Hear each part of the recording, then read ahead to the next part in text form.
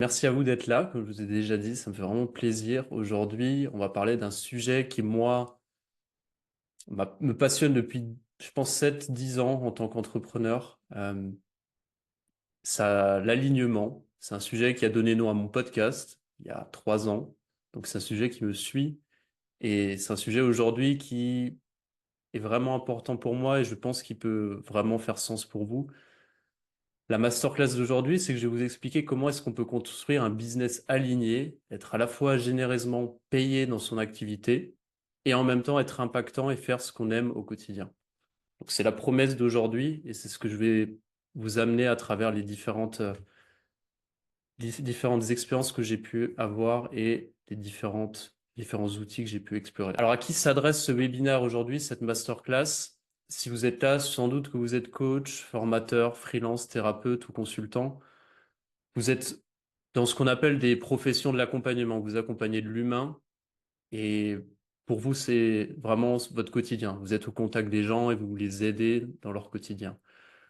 Ce webinaire, il s'adresse aussi à vous si vous avez une activité existante ou au contraire si vous êtes dans un démarrage d'activité. Ça s'adresse vraiment aux deux publics.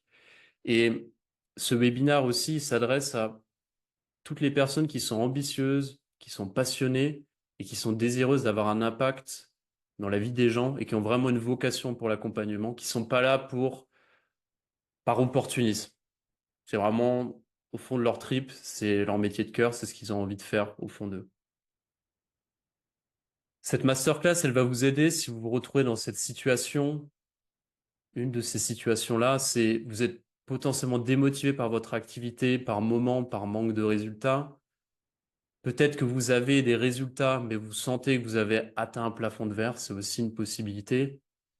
Peut-être que vous avez un business qui marche sur le papier, mais vous sentez que vous êtes tout le temps épuisé, vous êtes toujours proche du burn-out. Autre situation, euh, vous êtes fatigué de suivre des stratégies marketing ou des hacks qui ne fonctionnent pas et surtout qui ne vous ressemblent pas au quotidien. Vous en avez marre.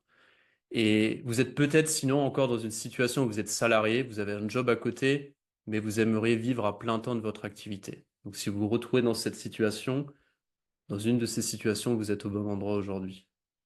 Alors ma promesse aujourd'hui, c'est de vous aider à construire un business où vous êtes très bien payé pour ce que vous aimez faire. Et je vais aussi vous partager mon approche de ce que j'entends par business aligné, basé sur moi, mes 10 ans de marketing et mes 7 ans d'entrepreneuriat avec mes réussites et mes échecs pour que vous compreniez comment est-ce que j'en suis arrivé là. C'est ce que je vous promets aujourd'hui et on va passer 1 heure pour découvrir tout ça. Alors, au programme de cette masterclass, on va voir plusieurs choses.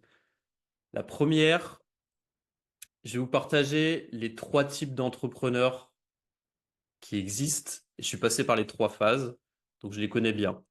L'entrepreneur opportuniste, l'entrepreneur passionné, l'entrepreneur aligné. Je vous expliquerai les nuances. Deuxième chose qu'on va voir ensemble, c'est moi, mon approche du business aligné. Qu'est-ce que j'entends par là? Qu'est-ce que ça veut dire? Parce qu'aujourd'hui, le terme alignement, il est utilisé à tort et à travers. Et c'est presque un mot un peu tendance qui a tendance à être même, je pense, bullshit à un certain moment. Donc, on va creuser un petit peu ce que ça veut dire. Qu'est-ce que j'entends par business aligné? Et on va voir en troisième partie les 5 étapes pour construire un business où vous êtes généreusement payé pour ce que vous aimez faire. Donc, créer un business aligné à votre image. C'est le programme d'aujourd'hui. Alors, pour commencer ce masterclass, je me demandais comment est-ce que j'allais aborder le truc. Euh, et je pense que le plus intéressant, c'était de vous parler de mon histoire, parce qu'en fait, vous allez comprendre pourquoi j'en suis arrivé à ce business aligné, cet alignement personnel. J'ai commencé en tant que consultant marketing il y a 7 ans. Je bossais pour des gros clients, des belles boîtes sur le papier, la Fnac, Nature et Découverte, Zalando. Je travaillais pour des entrepreneurs. Et c'était une phase de ma vie où je savais pas vraiment ce que je voulais faire. Le marketing, c'était plus une opportunité pour moi. Euh, c'est ce qui faisait sens à ce moment-là. On était dans l'essor des réseaux sociaux et je me suis embarqué là-dedans un peu par défaut. C'est un moment de ma vie où j'ai eu envie, en fait, de lancer mon activité, être à mon compte, être libre, gagner de l'argent. C'était ma motivation première. Et à ce moment-là, la question de qu'est-ce qui m'importe de faire, qu'est-ce qui me remplit au quotidien n'avait pas vraiment de sens. J'étais vraiment dans cette quête de liberté et d'argent. C'est ce qui faisait sens pour moi. Quelques années après, j'ai eu l'opportunité, la vie m'a amené l'opportunité de lancer une entreprise, une start-up qui s'appelait Doors, une appli de lecture dans lequel, en fait, on s'est retrouvé avec des amis autour de l'idée de redonner l'envie de lire. Parce que nous-mêmes, on avait perdu cette passion, cette envie, parce qu'en fait, on était tout le temps pressé par le temps. Et on s'est dit, ah bah si, on allait créer une application dans laquelle on allait pouvoir faire lire des gens à travers des petites histoires au format série. Donc un Netflix de la lecture. Et dans cette phase-là, j'ai eu des phases où j'étais dans ce que j'appelle, et je vous expliquerai, un business passionné, dans le sens où je prenais pas vraiment, j'avais pas vraiment l'intention de valoriser l'argent et le profit. Et j'ai eu des phases à l'extrême opposé où pour moi, l'objectif, c'était uniquement de faire du profit et de gagner de l'argent. Ce moment de ma vie, c'était une période qui était vraiment enrichissante, où j'ai eu des belles réussites sur le plan, on va dire, professionnel. On a fait des levées de fonds, on a fait de l'hypercroissance, on a créé une entreprise avec plus de 175 000 utilisateurs. Et c'est une entreprise qu'on a revendue à une filiale du groupe Cultura il y a 4 ans. Mais c'est aussi une entreprise qui m'a amené sur le burn-out et qui m'a amené sur le chemin de ce que je voulais faire vraiment. Et je vous en parlerai davantage. Suite à ça, j'ai aussi une phase où, en réponse à ce burn-out, à cet épuisement de la start-up, de l'hypercroissance, j'ai eu envie de prendre soin de moi et j'ai envie de mieux comprendre l'humain. Et je me suis formé pour devenir coach et formateur en respiration. C'est une activité, sans doute, vous me connaissez pour ça aussi. Et j'ai accompagné plus de 150 personnes en un an, ces derniers mois. Et c'est une activité qui a eu ses limites et je vous l'expliquerai aussi plus tard. Et aujourd'hui, je suis arrivé à une période de ma vie où les Anglais diraient connect to the dot. C'est après coup, j'ai compris en fait qu'est-ce que m'avait apporté chaque expérience. Et aujourd'hui, je suis dans une activité où j'accompagne des entrepreneurs sur la partie alignement personnel et business pour leur aider, vraiment les aider à réaliser leurs rêves et vivre de leur activité. Alors, si je vous parle de tout ça, c'est qu'en fait, j'ai essayé après coup de modéliser mes phases. Et j'ai essayé d'en tirer un modèle. Et ce graphique, c'est ma volonté d'essayer de trouver un modèle. Alors, je suis aussi un designer amateur dans l'âme. Donc, vous voyez, j'adore essayer de rendre concret les choses. Si c'est pas lisible, excusez-moi d'avance, mais je vais vous expliquer. Je vais reprendre, rembobiner le fil. J'ai eu d'abord, donc, vous voyez sur ce graphique, j'ai mis 2 échelles. Une échelle recherche-passion, donc c'est-à-dire que vous allez, et moi j'ai cherché à valoriser avant tout la passion, peu importe peu importe le coût. Et j'ai eu une autre échelle que j'ai mis sur ce graphique où j'ai eu des phases où je recherchais le profit avant tout. Donc concrètement, on parle de gagner plus d'argent. Peu importe. Peu importe les risques, etc.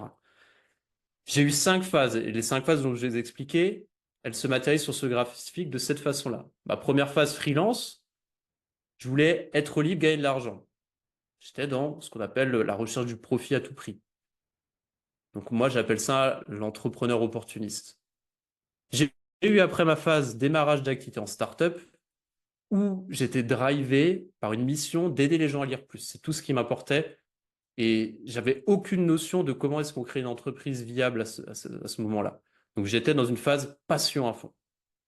Au bout d'un moment, il y a eu des problématiques financières avec cette boîte et on a dû trouver un business model et on a dû trouver une façon de vivre de cette activité. Et la temporalité a fait qu'on a dû trouver des réponses rapidement. Donc on est parti sur une phase d'hypercroissance, de levée de fonds, sur un modèle très startup que vous pouvez connaître à travers les médias, ou pour ceux qui ont déjà bossé en startup, ça va vous dire quelque chose. Donc là, je valorisais à fond le profit. C'est tout ce qui importait.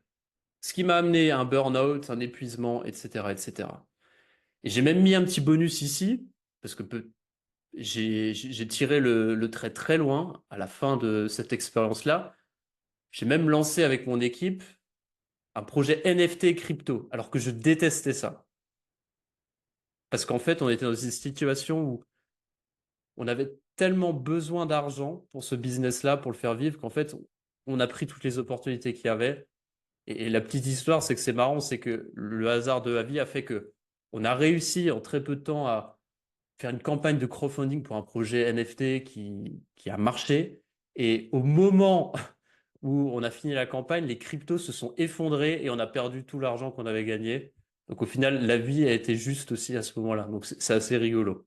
Avec du recul, moi, ça me fait beaucoup rire. Et après, je vous disais, j'ai eu ma phase coach en respiration parce que j'avais besoin de prendre du temps pour moi. Et ce qui comptait, c'était juste, OK, explorer cette passion et on verra si ça fait sens de créer un business autour de ça. Et aujourd'hui, je suis dans une phase avec mon activité de coaching où en fait, je suis dans ce qu'on appelle la zone d'alignement. C'est l'équilibre parfait entre ce que vous aimez faire et ce dont le monde a besoin. Et je vais vous expliquer comment est-ce que vous pouvez faire la même chose. Parce que si vous êtes soit dans une zone où vous êtes que dans le profit, il va manquer quelque chose et ça va pas fonctionner d'un point de vue épanouissement pour vous. Si vous êtes seulement dans la zone, je cherche à explorer ma passion et je m'en fous du marché, de mes clients, etc., vous allez en fait rester tout seul et vous n'allez pas pouvoir vivre votre activité. Donc en fait, vous servez personne, vous n'êtes pas utile. Donc je vais vous expliquer un petit peu plus le modèle que moi j'ai théorisé. Alors j'ai fait un tableau où j'expliquais, moi je vois trois types de business, trois types d'entrepreneurs. Les entrepreneurs opportunistes, les entrepreneurs alignés, les entrepreneurs passion. On va regarder un petit peu dans quelle case, qu'est-ce que j'y mets. Et l'objectif, en fait, de vous partager ça, c'est pour vous de vous dire dans quelle phase de vie je suis. Est-ce que je suis dans une phase opportuniste? Est-ce que je suis dans une phase passion? Est-ce que je suis dans une phase alignée? Et ça va vous permettre de vous reconnaître et de voir sur quelle variable d'ajustement vous allez pouvoir aller. Alors, on va commencer par l'entrepreneur opportuniste, le business opportuniste. Son objectif, vous l'avez compris, c'est faire de l'argent à tout prix, maximiser le profit. Vous voyez sans doute des business qui font ça, des coachs qui font ça, des thérapeutes qui font ça. Euh, vous vous en foutez un peu en fait, des répercussions que ça peut avoir. La dynamique intrinsèque de cet entrepreneur, c'est la peur du manque, la survie, déconnexion de soi. Donc en fait, on a tellement besoin d'argent, ou c'est tellement un driver fort pour nous, qu'on s'en fout totalement des autres. Et c'est vraiment ce qui nous drive, c'est cette peur du manque. Ce qui n'est pas sur le long terme qui n'a aucun sens. La promesse qu'on va faire à nos clients dans cette dynamique-là, elle va être irréaliste, elle va être aguicheuse. Je vais avoir un faible taux de réussite pour les clients. Typiquement, je vais vous donner un exemple qui, moi, me fait toujours beaucoup rire, c'est je suis coach en nutrition et je vous aide à perdre du poids, je vous aide à perdre 15 kilos en un mois. Vous voyez ce genre de promesse. Je vous aide à gagner 5 000 euros par mois en 30 jours. Vous voyez ce type de promesse. C'est ce que j'appelle un entrepreneur opportuniste. Résultat, vos clients, il y a peut-être 2% qui vont y arriver, le reste ne vont pas y arriver. Et du coup, vous n'allez pas avoir de clients qui vont être contents. Vous allez vous sentir mal durant vos accompagnements parce que vous allez vous mettre une pression inutile pour avoir des résultats qui ne se réalisent pas sur le court terme. Donc vraiment, c'est pas une bonne dynamique. Vous allez avoir souvent dans cet entrepreneur opportuniste un positionnement qui est plutôt opportuniste, souvent en lien avec une tendance à la mode. Ça ne veut pas dire qu'il ne faut pas s'adapter, on va dire, à l'évolution du marché, mais peut-être qu'on va se mettre sur un secteur qui peut générer beaucoup de profits ou un secteur qui est vraiment à la mode, mais on s'en fout un petit peu. C'est juste que, OK, typiquement, l'IA est tendance aujourd'hui, donc je vais me mettre sur l'IA, alors que je déteste ça. Vous voyez, c'est un peu cette dynamique-là. L'offre d'un entrepreneur opportuniste va être là pour maximiser le profit à court terme, donc on va vendre très cher et l'objectif, ça va être vraiment de maximiser l'argent qu'on gagne. En termes de marketing et vente, on va avoir une stratégie qui est agressive, basée sur la peur du manque, la vente forcée. Donc c'est typiquement, on va vous dire, ah bah tu fais pas ça, il faudrait que tu fasses ça, sinon tu prends la mauvaise direction. Ah bah là, si tu prends pas ce programme de coaching, bah tu vas être une mauvaise mère parce que tu vas pas aider tes enfants tu vas pas pouvoir financer les études de tes parents. Vous voyez ce genre de marketing? agressif, aguicheur, qui joue sur le manque. Euh, c'est vraiment pas ce qu'on veut faire. Et on est en termes d'engagement entrepreneurial sur une vision à court terme. Le but, c'est de maximiser le profit à court terme. On n'est pas là pour s'inscrire sur le long terme. Donc ça, c'est le premier business opportuniste. À l'opposé, on a le business passion. L'idée de ce business passion, l'entrepreneur passion, son objectif, c'est suivre ses inspirations sans soucier des autres et du marché. Typiquement, moi, j'ai eu cette phase-là avec la respiration, j'étais dans mon exploration personnelle. Je pense qu'il y a plein de fois où je me suis un peu perché tout seul dans mes trucs. Ah non, mais c'est ça que les... En fait, je m'en foutais un petit peu de ce que voulaient les autres, de ce dont les autres avaient besoin. C'est cette dynamique où on est... Ça pourrait s'assimiler à un artiste. On est vraiment dans une démarche artistique presque. La dynamique intrinsèque, c'est... En fait, je préfère rester dans mon coin, j'ai peur de me montrer. Une forme d'individualisme parce qu'en fait, on s'intéresse pas aux autres, on s'intéresse que à sa petite personne, à son développement personnel tout seul. Mais en fait, on se rend pas compte que les autres, ils ont besoin de nous. Donc, on est un peu dans le rejet de la réalité, une déconnexion du réel. On veut pas entendre parler d'argent, pas entendre parler de ce qu'ont les gens ont besoin. Ça nous intéresse pas, nous, les artistes. C'est un peu la dynamique. On est loin de tout ça. On est loin de tout ça. Et la promesse qu'on va faire à nos clients, c'est soit elle n'existe pas, parce qu'on ne se montre pas, soit seul moi je la comprends. Typiquement, ça va être des promesses où on va écrire, en fait, personne ne la comprend parce que c'est très abstrait, c'est très poétique, et on ne comprendra pas vraiment, en fait. On est dans sa tête et on pense que tout le monde pense pareil. On ne fait pas l'effort de se mettre à la place de potentiels clients qui pourraient avoir besoin de nous. Donc, dans le positionnement, on pense seulement à soi, ce qu'on aime, sans s'intéresser à comment est-ce qu'on peut être utile pour les autres et compris par les autres. Et son offre, soit il n'y en a pas, donc soit on ne se vend pas, ou soit elle est cachée, ou on n'a pas, soit le prix est tellement bas que, en fait, on se dévalorise et impossible de gagner notre vie parce qu'on a peur de vendre, on ne comprend pas la valeur qu'on a et on ne comprend pas la valeur de l'argent dans le processus de transformation. C'est-à-dire qu'en fait, on ne comprend pas que l'argent, c'est pas sale, c'est pas mauvais, c'est simplement une énergie et ça fait partie aussi du processus de transformation que quelqu'un investisse de l'argent pour travailler avec vous. C'est une loi universelle, c'est un échange et on ne comprend pas ça. Et du coup, dans la stratégie de marketing, on est dans une stratégie d'attente passive. On fait pas grand-chose, on attend que les choses se font tout seul. Certains sont dans la je suis dans la loi de l'attraction, etc. Je dis pas que je suis contre, mais on n'est pas dans l'action. On attend que les choses arrivent. Parce qu'on a peur d'être visible et de vendre. C'est pas notre truc. Du coup, ah non, le marketing, la vente, c'est pas pour moi. Peut-être que vous vous reconnaissez là-dedans. C'est pas pour moi, j'aime pas vendre, j'ai pas envie de faire ça. Ok, ok. Et le résultat, c'est que vous n'avez pas de business que vous voulez aujourd'hui, vous pouvez pas vivre la vie que vous voulez, et puis vous pouvez pas non plus avoir des vraies transformations avec les clients. Et du coup, vous n'avez pas vraiment de vision de ce que vous voulez faire, c'est flou, vous vous laissez porter un petit peu sans avoir d'idée de ce que vous voulez faire. Et il y a du coup la position du milieu. On a vu les deux extrêmes, ce que j'appelle moi le business aligné, le business où on est un entrepreneur aligné. L'objectif d'un entrepreneur aligné, c'est être inspiré par ce qu'on fait au quotidien, être utile pour les autres et bien payé pour ce qu'on fait. C'est l'objectif. Donc il y a l'inspiration personnelle, mais il y a aussi la dimension collective qui est prise en compte.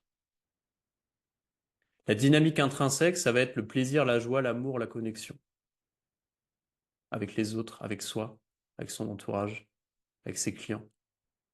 La promesse qu'on va faire à ses clients, elle est juste, elle est inspirante et elle a une obsession pour être utile pour les autres, pour les clients. Il faut que ce soit utile. Pas uniquement parce que ça me fait plaisir de faire ça. Ça me fait plaisir et en plus c'est utile. C'est trouver ce sweet spot comme on dit en anglais. Et du coup, mon positionnement sur le marché, il est aligné avec mon histoire, il est aligné avec ma zone de génie, tout en répondant à un besoin du marché. J'ai identifié mes forces naturelles, j'ai identifié où je suis bon, j'ai identifié là où je prends des plaisirs, avec qui j'ai envie de bosser. Et en même temps, j'ai identifié qu'il y avait ma place à se faire sur ce marché, que les gens étaient prêts à bosser avec moi à un certain prix. Et du coup, on offre un prix qui est juste, qui honore sa valeur et qui permet aussi d'avoir des vraies transformations avec ses clients. Mon marketing, il est authentique et il est inspirant. Je suis pleinement moi-même dans mon marketing, je ne joue pas un rôle et en même temps, je suis inspirant. Je ne vais pas forcer une vente. Ça ne veut pas dire que je ne vais pas challenger mes clients quand il faut, parce que la posture d'un accompagnant, c'est être utile, donc à la fois dans une posture d'écoute et de challengeant. Les gens, ils vous payent pour ça, ils vous payent pas pour être gentils. Mais vous n'allez pas forcer les ventes. Vous êtes là, vous, votre engagement, il est sur le long terme, parce que vous savez que c'est ce que vous avez, c'est votre métier de rêve, c'est votre, on peut appeler ça mission de vie. Du coup, pensez à long terme. Et c'est super important. Alors, moi, j'ai observé à travers mon histoire personnelle qu'il y avait trois dynamiques quand on est entrepreneur. La classique que moi j'ai fait pendant des années, c'est aussi entre le business opportuniste et le business passion. Je valorise à fond l'argent. Ah bah en fait, je me rends compte qu'il y a un truc qui va pas, je me sens pas aligné, je me sens pas bien, je commence à avoir des problèmes de stress, de fatigue, manque de clarté mentale, je suis démotivé. Tous les petits symptômes que vous avez, en fait, ils viennent d'un désalignement profond. Du coup, je me dis, ok, faut que je fasse ce que j'aime. Et du coup, je vais à l'extrême opposé, je fais ce que j'aime, mais en fait, je pense plus du tout à cette dimension business, argent, etc. Et du coup, je me retrouve à un moment où j'ai plus de thunes ou ça marche pas, ou j'ai pas de clients, et du coup je me dis, ah bah en fait, il faut que j'aille dans l'autre direction de nouveau. Et en fait, ça avait des virages à 180, vroom, vroom, vroom. Et en fait, ça marche pas.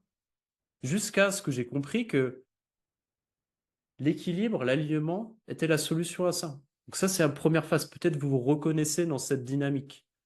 Peut-être que vous êtes dans une dynamique plutôt où vous restez dans le business passion, par aversion au marketing, à la vente, et l'accompagnement reste une passion pour vous et c'est pas un métier. Et peut-être que c'est OK pour vous. Peut-être que vous n'avez pas envie d'en vivre, peut-être que vous n'avez pas envie d'avoir cette casquette entrepreneuriale et que c'est pas fait pour vous. Et c'est OK. Ou alors l'autre scénario, c'est être 100% dans du business opportuniste jusqu'à prendre un mur. Les scénarios classiques, c'est on fait un burn-out parce qu'on manque d'alignement, crise existentielle, crise de vie, etc. C'est pas bien ou mal, hein, c'est juste des étapes de vie euh, et qui permettent de nous réaligner, de nous réajuster. Est-ce que ça parle? Est-ce que peut-être vous pouvez m'écrire dans le chat si certains se reconnaissent dans une de ces dynamiques? Est-ce que vous vous sentez plutôt en entrepreneur opportuniste, passionné, aligné? Peut-être m'écrire dans le chat si, pour voir un petit peu comment vous vous sentez aujourd'hui. Ça m'intéresse de savoir. Opportuniste. Ok, ça va, Jay. Ok.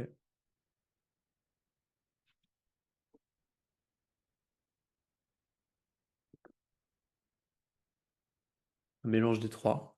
Ok, mélange des trois. Par phase. Un peu plus vers passionné, Jérémy. Ok, un peu les trois. Métier de cœur.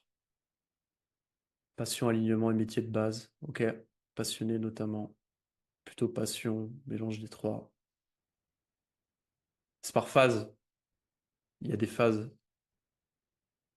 Et je rebondis sur ton message, Perrine. Tu disais que tu étais un peu dans les deux parce que tu avais ton métier de base plutôt opportuniste et métier de cœur, passion, alignement. C'est ok, hein. Et je pense que pour être sur une stratégie de long terme où vous voulez vraiment construire quelque chose, vous avez besoin d'une source de revenus qui paye les factures. Et c'est tout à fait ok. Jusqu'à pouvoir pivoter à 100% sur votre activité. C'est tout à fait OK. Et c'est même recommandé. Moi, je recommande toujours à mes clients d'avoir une source de revenus. Parce que ça prend du temps de monter un business. Toutes les propositions aguicheuses que vous allez avoir sur gagner 5000 euros en partant de zéro en 2 mois, c'est pas vrai, en fait. Ça prend du temps. Il faut vous laisser du temps. En fonction des personnes, ça peut prendre certains, ça va être en 3 mois, d'autres, ça va être un an, d'autres 6 mois, d'autres 2 ans. Ça dépend de votre rythme, ça dépend de vous partez, ça dépend de plein de choses. Donc, il faut se laisser le temps aussi. Ok, en tout cas, merci. mélange des trois. J'étais plus dans le passion, mais en route pour l'alignement. Super, cool.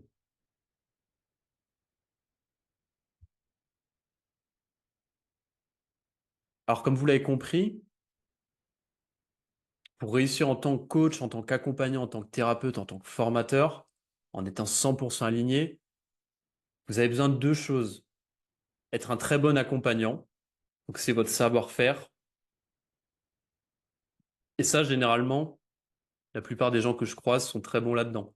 Parce on a tendance à faire beaucoup de formations. Ça peut être un peu d'ailleurs un puits sans fin. Moi, je suis passé par là, hein, c'est pour ça que je peux en parler. C'est qu'on se forme, on se forme, on se forme, on se forme, on se forme. Donc, on est très bons accompagnants. On a plein d'outils. On est très bons dans ce qu'on fait. Mais ce qui manque, c'est l'autre volet, c'est le marketing et la vente. Et du coup, il nous manque le faire connaître, créer une base de clientèle. Et les deux vont ensemble. Tant que vous n'avez pas compris que pour vivre de votre activité, prendre du plaisir et en faire un vrai métier, tant que vous n'avez pas compris que vous avez besoin, et c'est essentiel d'apprécier, d'aimer le marketing et la vente, ça ne va pas marcher pour vous. Et souvent, en fait, ça ne marche pas parce qu'on a une mauvaise compréhension quand on ne connaît pas de ce que c'est le marketing et la vente.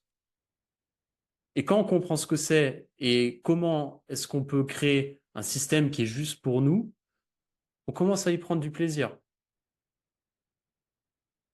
Et c'est ce que je vais vous expliquer aujourd'hui, c'est comment est-ce qu'on prend du plaisir à faire du marketing, à faire de la vente. Quelles sont les étapes pour y arriver? Parce que je sais que la plupart d'entre vous ici, vous êtes au top sur la partie coaching, savoir-faire, etc. C'est pour 90% des accompagnants, il n'y a aucun souci là-dessus.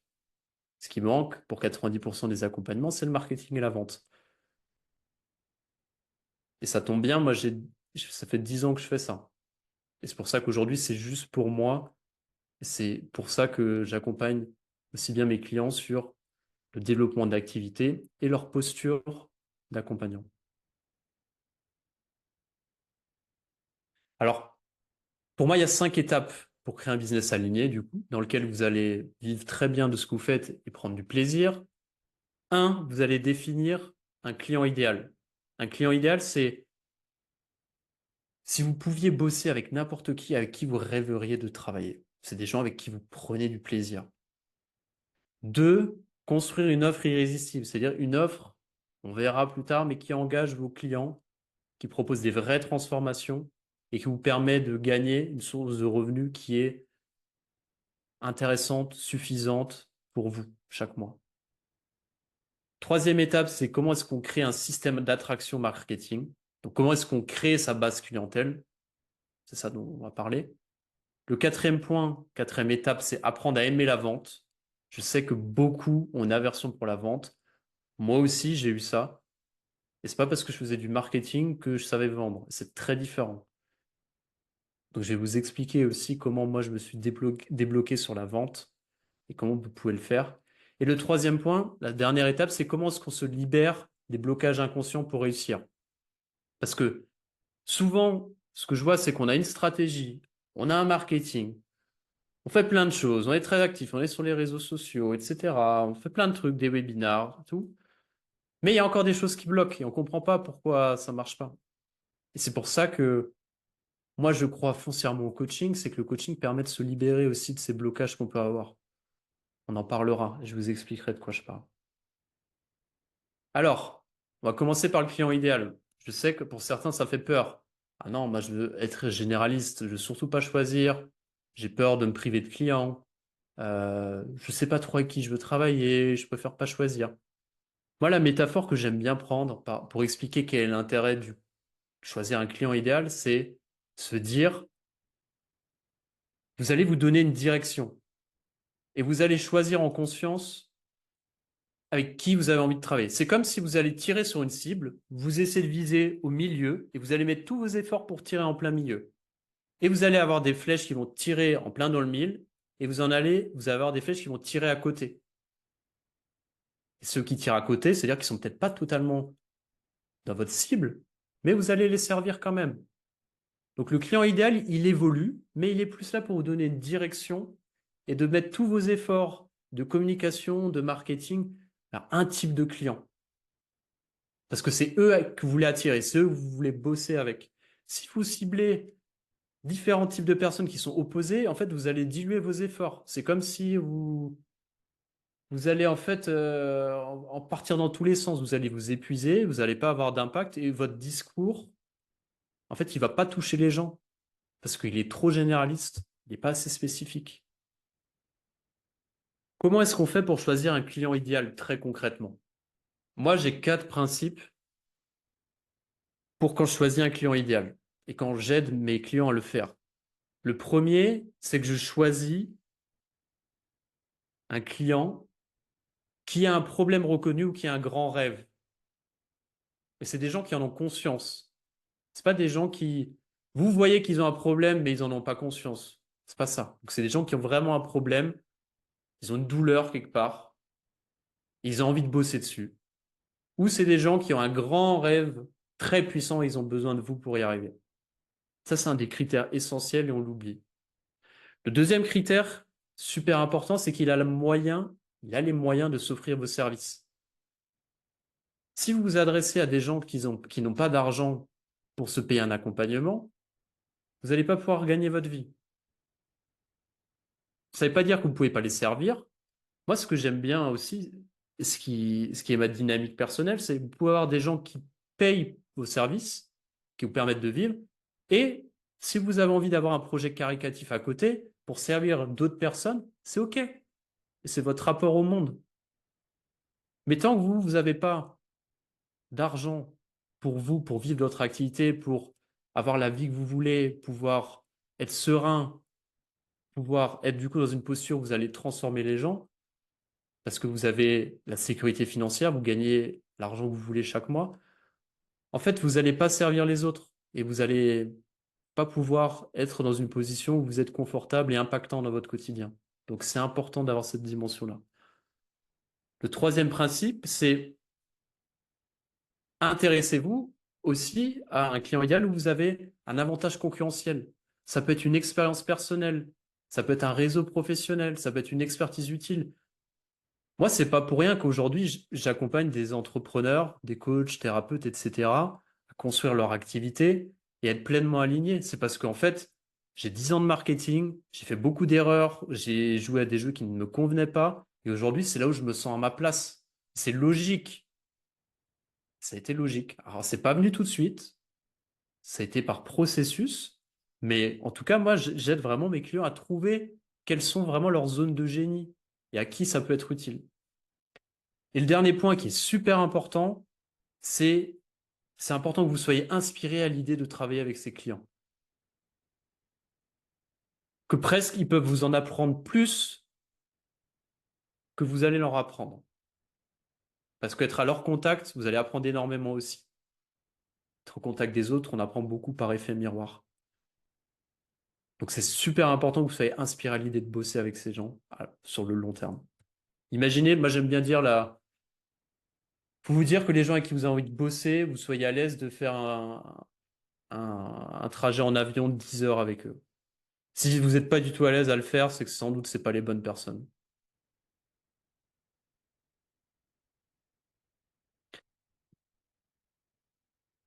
Une fois qu'on a défini son client idéal, la prochaine étape, c'est définir son offre. Comment est-ce qu'on définit une bonne offre? Quand on est accompagnant, quand on est consultant, coach, thérapeute. Il y a 3 modèles classiques. Les prix plutôt bas, les prix moyens et les prix premium. Je vais vous expliquer les avantages et inconvénients de chacun de ces modèles-là. Le prix bas, généralement, c'est des prix à moins de 100 euros. Généralement, ce que je vois le plus chez les consultants, coachs, etc., c'est je vends des séances à l'heure, 70 euros, ou je fais des mini-formations à 20 euros. Donc l'avantage, c'est que c'est pas cher. Par contre, l'inconvénient, c'est qu'il y a peu d'engagement. Les gens viennent une séance, mais ils s'engagent pas, parce qu'en fait, ils n'ont pas mis beaucoup d'argent, ils cherchaient un sauveur. On achète une formation à 20 euros, mais en fait, on la fait même pas. Euh, En fait, ça va attirer des clients qui sont pas vraiment engagés, qui n'ont pas vraiment envie de bosser sur eux. Du coup, en fait, ça frustre tout le monde.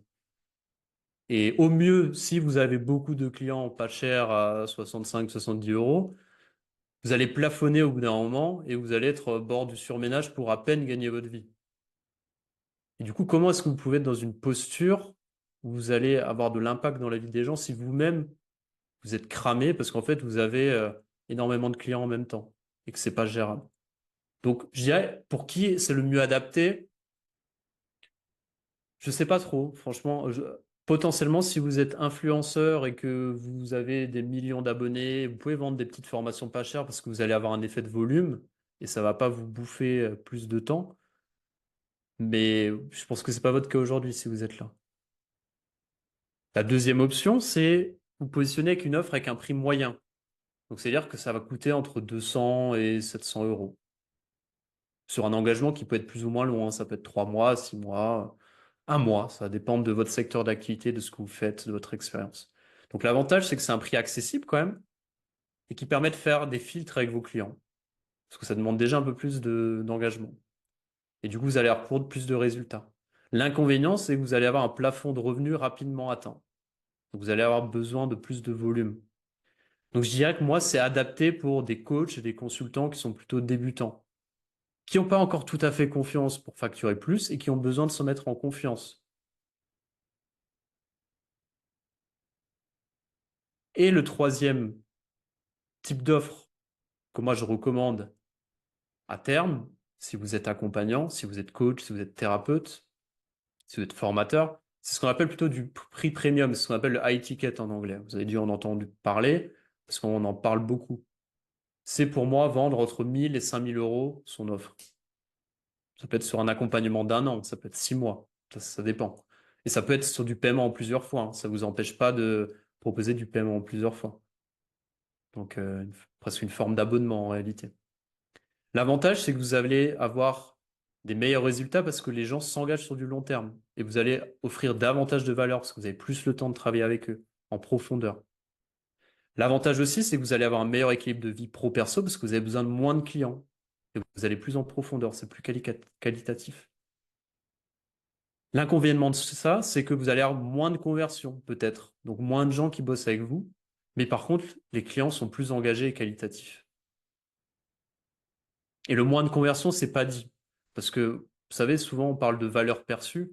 C'est pas parce que vous êtes moins cher que les gens achètent plus. C'est plus, ça reflète votre valeur. Si vous vendez plus cher, ça montre aussi que vous êtes un accompagnant qui a de l'expérience et qui se valorise et qui sait qu'il va avoir des résultats dans la tête des gens. Si vous vendez à 20 balles la séance, on se dira, mais pourquoi c'est 20 balles, c'est trop peu cher, ça ne me fait pas confiance. Donc je dirais que ce modèle-là, il est plus adapté pour des coachs, consultants intermédiaires, expérimentés. Mais vraiment, je dis pas qu'il y a un modèle qui est mieux qu'un autre. Évidemment, je pense quand même, je prêche ma paroisse, que le prix premium à terme, c'est ce qu'il faut viser et qu'on peut commencer avec du prix moyen pour se mettre en jambe tout en ayant pour optique d'augmenter ses prix. Je vais vous expliquer très concrètement avec un exemple. Imaginons que j'ai envie de gagner 5000 euros par mois avec deux types d'offres. On va prendre les deux extrêmes. Prix bas, ma séance 65 euros. Et prix élevé premium, mon coaching de 3 mois est à 1000 euros. On n'est pas sur un prix délirant. Si ma séance est à 65 euros, j'ai besoin d'avoir 77 rendez-vous par mois. Si mon offre est à 1000 euros, j'ai besoin d'avoir 5 clients, 5 nouveaux clients par mois. Donc vous voyez que déjà en termes d'agenda, il y en a un, vous allez pouvoir avoir beaucoup plus de temps, vous allez pouvoir, en fait, pour votre cerveau, ça va être beaucoup plus atteignable de dire il me faut 5 clients que 77. Pour gagner 5000 euros en plus, 77. Donc imaginez en fait. Donc c'est pour ça que moi je recommande de commencer avec des prix plus élevés, plus engageants, parce qu'en fait c'est beaucoup plus simple derrière. Et vous allez pouvoir avoir des stratégies marketing qui sont beaucoup plus authentiques, qui sont beaucoup plus relationnelles, etc. Si vous vendez à 65 balles la séance, en fait, vous allez toujours courir après les clients et vous n'allez pas pouvoir prendre le temps qu'il faut et avoir des vraies conversations, et être vraiment impactant, etc.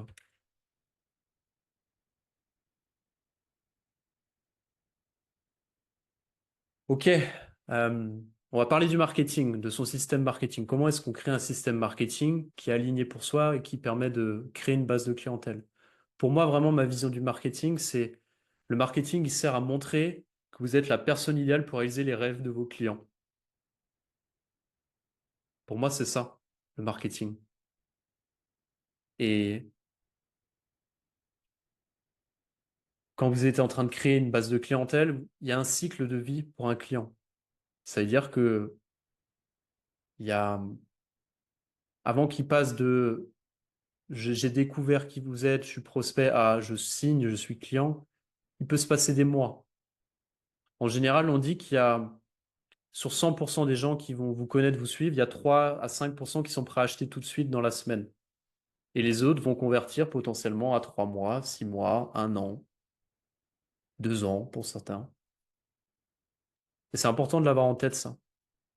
Parce que si vous focalisez que sur les 3 à 5% qui signent tout de suite, c'est les gens en fait qui cherchent un sauveur, c'est les gens pour qui tout le monde se bat, tout le marché se bat. Vous êtes là pour aller chercher des gens plus à long terme, créer des vraies relations, des gens qui sont vraiment engagés.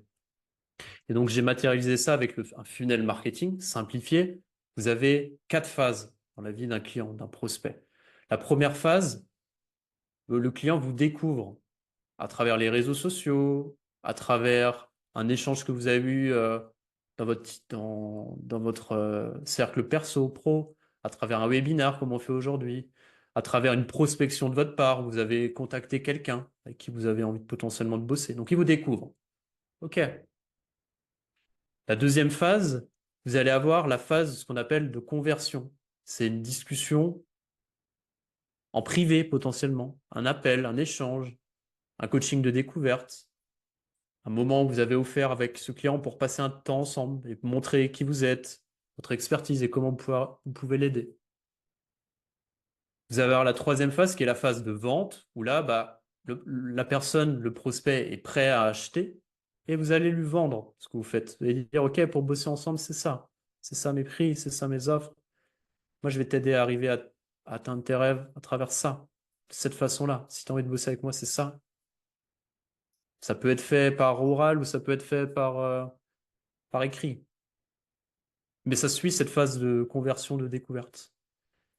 Et après, vous allez avoir la dernière phase, c'est la phase de fidélisation. C'est vous avez potentiellement déjà bossé avec quelqu'un, il est content et vous lui reproposez de bosser ensemble parce que vous sentez que vous pouvez encore l'accompagner sur d'autres objectifs, un autre stade de sa vie, etc. Peut-être qu'il a déjà fait une formation chez vous et peut-être que ce serait intéressant qu'il approfondisse et vous pensez que ça peut être utile pour lui. Ne jamais sous-estimer ça aussi parce que c'est beaucoup plus simple de fidéliser qu'acquérir un nouveau client. Et c'est important. Une fois que vous avez fidélisé, c'est des gens aussi qui vont parler pour vous, qui vont faire du bouche à oreille. Concrètement, comment on fait pour se faire connaître à travers un système marketing humain et authentique? Moi, j'ai testé plein de choses. J'ai testé plein de choses. J'ai fait 10 ans de marketing, j'ai testé des réseaux sociaux, j'ai testé de la pub. Pendant des années, je faisais que de la pub. J'ai testé de la prospection, j'ai testé des podcasts, j'ai testé plein de choses. Vraiment, j'ai quasiment tout testé. Et ce que j'en ai retenu, c'est ce système-là que je vais vous partager parce que je pense qu'il est le plus adapté au business et au métier de l'accompagnement pour des gens pour qui le marketing, c'est pas le métier. Donc, il faut quelque chose de simple, d'humain, authentique et dans lequel on prend du plaisir. Pour moi, si je devais le résumer, c'est ces 6 points-là.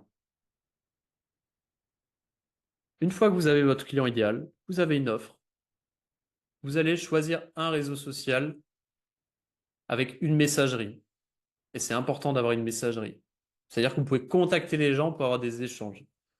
Typiquement, les bons réseaux sociaux pour ça, c'est Instagram, LinkedIn, Facebook aussi, mais que je connais moins pour le coup, mais ça marche aussi. Parce que vous allez pouvoir créer du contenu, suivre des comptes, et vous allez pouvoir contacter des gens en privé. C'est pour ça qu'on choisit un réseau social avec une messagerie. YouTube n'est pas adapté, moi je le recommande pas pour... En tout cas, moi je sais pas faire YouTube. Et je pense que ça prend beaucoup plus de temps. Et faire qu'un podcast, c'est pas adapté non plus parce qu'on peut pas aller discuter avec des gens qui interagissent avec nos contenus, etc. Donc choisir un réseau social. avec une messagerie. Deuxième point, vous allez commencer à publier régulièrement sur ce réseau social 2 à 3 fois par semaine. Vous allez vous faire connaître. Et vous allez créer du contenu, pas n'importe quel type de contenu. Vous allez créer du contenu pour, un, partager votre histoire et vos valeurs. Deux, partager votre expertise et montrer comment est-ce que vous pouvez aider la personne. Moi, généralement, j'ai un ratio. Alors, c'est intuitif, hein, c'est pas, il faut pas suivre exactement ce ratio, mais vous allez partager à 30-40% votre histoire et vos valeurs, et le reste, 60-70% votre expertise par rapport aux problématiques de vos clients. Comment est-ce que vous pouvez les aider à accomplir leurs grands rêves? Et vous allez avoir une tonalité authentique, singulière. Vous allez être vous-même, en gros. L'intérêt aussi pour vous de faire cet exercice de création de contenu, d'écriture, de partage de vidéos, etc., avec cette tonalité-là, c'est que vous allez affirmer aussi votre leadership naturel. Et c'est important. Votre objectif, c'est d'être polarisant avec les gens. Vous allez avoir des gens qui vont vous adorer et des gens qui vont vous détester, et c'est bien.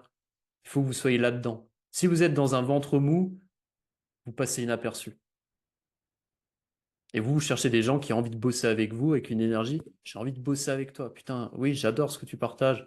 Vous n'avez pas envie de bosser des gens qui... Ah, j'aime bien ce que tu fais parce que c'est gentil. Non, c'est pas ça qu'on cherche. On cherche vraiment à être authentique, singulier. L'avant-dernière étape, ce que vous allez faire, c'est que vous allez interagir avec d'autres comptes, des confrères, des prospects, des partenaires. Concrètement, ça veut dire quoi? C'est vous allez contacter d'autres comptes, échanger, suivre, provoquer des échanges, proposer des discussions. Euh, Vous allez suivre potentiellement des potentiels clients et leur envoyer des petits messages. Donc on fait grossir aussi son compte grâce à des relations. Et le dernier point, c'est que vous allez contacter en privé des personnes qui interagissent avec vos contenus pour voir si vous pouvez les aider. Je prends un exemple très concret. Pour moi, ça a vraiment tout changé depuis que je fais ça. C'est vous créez du contenu sur les réseaux sociaux. La plupart des gens font ça, mais ils font que ça. Mais derrière, vous allez créer des conversations avec les gens qui interagissent, des gens qui ont liké, des gens qui ont mis un commentaire, des gens qui ont partagé. Vous allez les contacter, vous allez faire un petit message du type Hey, j'ai vu que tu as interagi sur mon post où je parlais des 3 types d'entrepreneurs.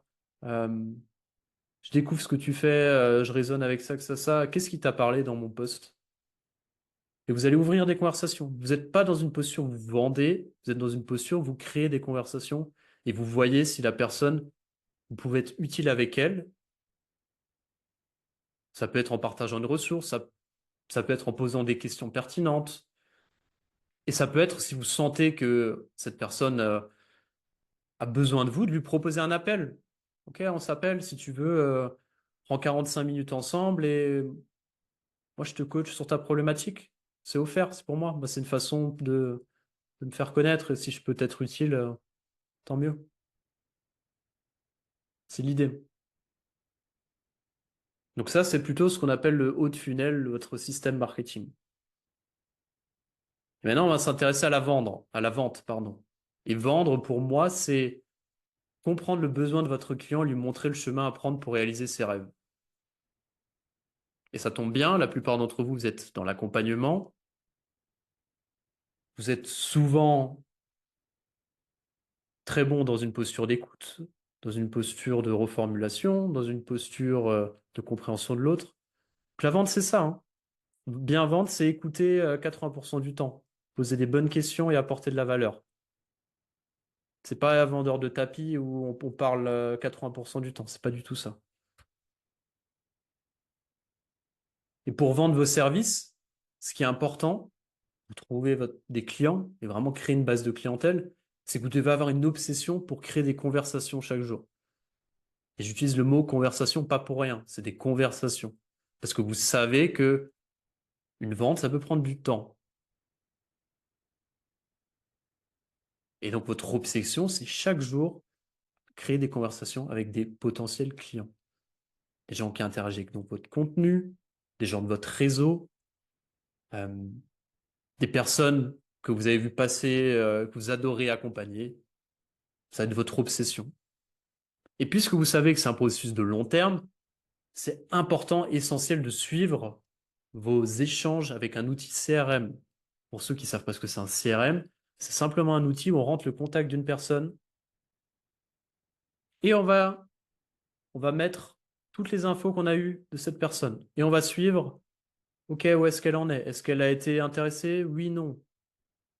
Quelle était la prochaine étape? Est-ce qu'on s'est dit qu'on s'est rappelé? Je vais l'écrire dessus, ça va me faire un rappel.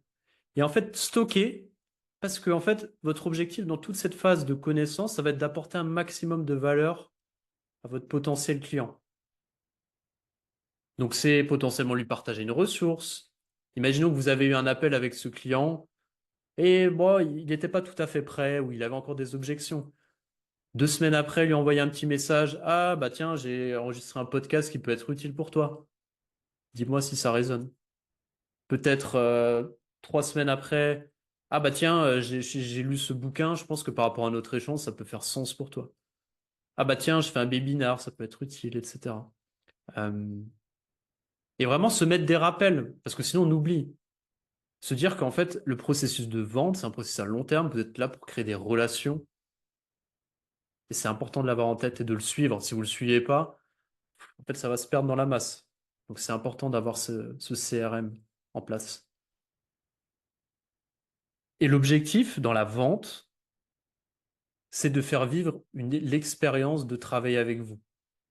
Exemple, à travers un coaching, un appel de découverte, un bilan de découverte, peu importe. Mais c'est ça qui va faire qu'une personne a envie de bosser avec vous. C'est en discutant avec vous, en voyant comment est-ce que vous pouvez l'être utile, en voyant comment est-ce que vous avez réussi à reformuler ses objectifs, ses rêves, etc. Et dans ces échanges-là, votre objectif, c'est d'être utile pour la personne, d'être maximum utile. On ne vous demande pas d'être gentil, vous devez écouter les besoins de la personne, mais en même temps la challenger quand vous sentez qu'elle a besoin d'être challengée, parce que les gens, ils vous payent pour bouger et pour être challengés. C'est ça qu'on veut acheter. Et moi, le défaut que je vois chez beaucoup d'accompagnants, je l'ai eu aussi, c'est d'être trop gentil. Parce qu'on a envie d'être sympa. Mais les gens n'achètent pas avec quelqu'un pour être sympa. Parce que c'est utile. Être utile, c'est à la fois autant dans une posture d'écoute, de soutien que de challenge.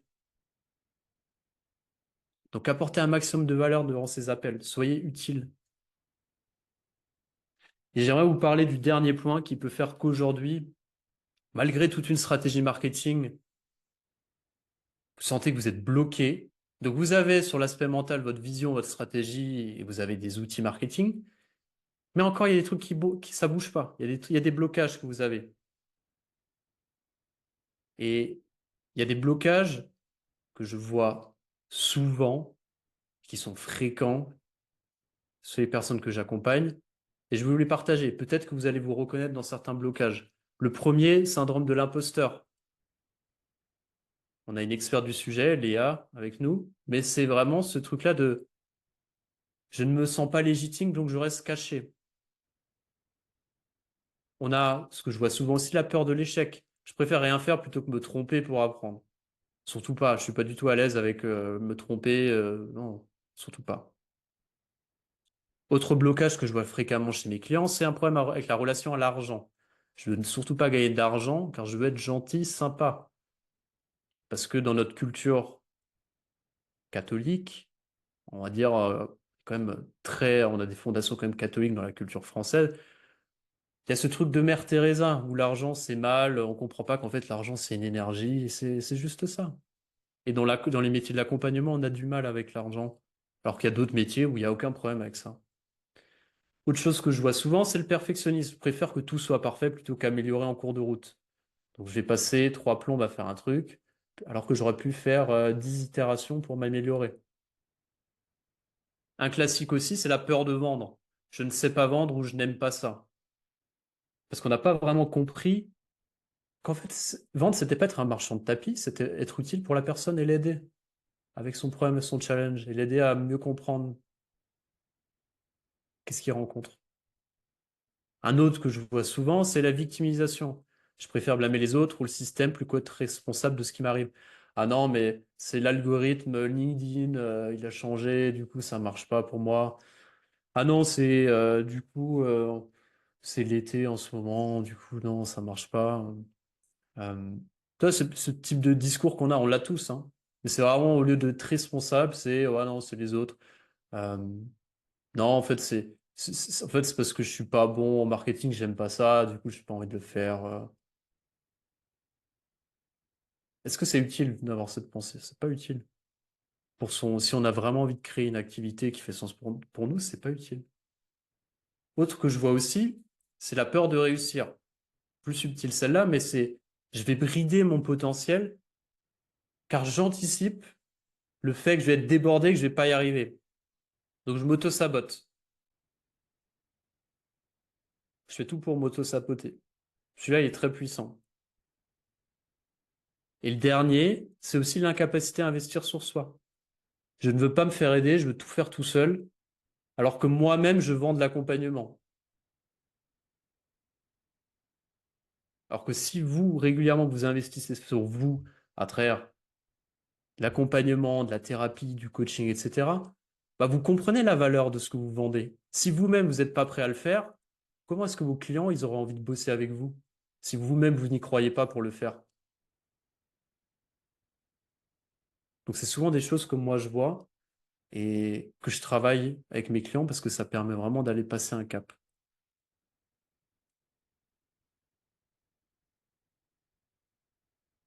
13h02, j'ai été dans les temps. Euh, J'espère que ça vous a été utile. C'était mon but aujourd'hui.